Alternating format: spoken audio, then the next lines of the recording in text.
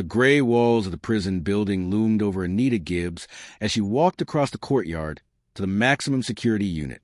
After 5 years of service in the general ward, she'd been transferred to a new place, one that housed the most dangerous criminals. The heavy metal door slammed shut behind her. Warden Warren Grant led her down a long corridor lit by dim lamps. Strict regimen has its own rules, Gibbs. No amateurishness. No indulgences.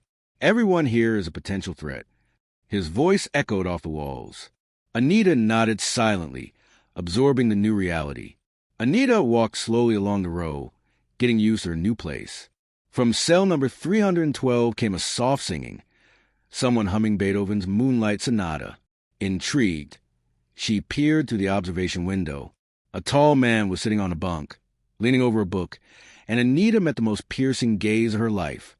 Bright, almost transparent eyes looked calm and studying.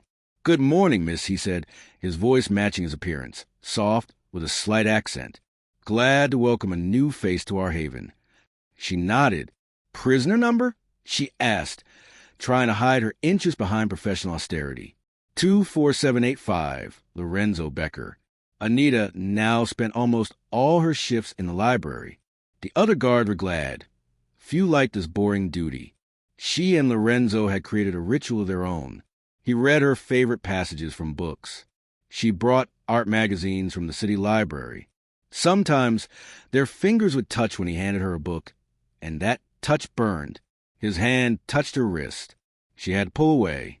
She should have been reminded of the rules. Instead, she froze, feeling the warmth of his fingers. Their first kiss happened right there. Everything merged into a maelstrom of sensations. Lorenzo wrote her poems, drew little sketches. She wrote back, tentatively at first, then more and more openly. Anita began to forge the library's visit log, writing in other inmates instead of Lorenzo.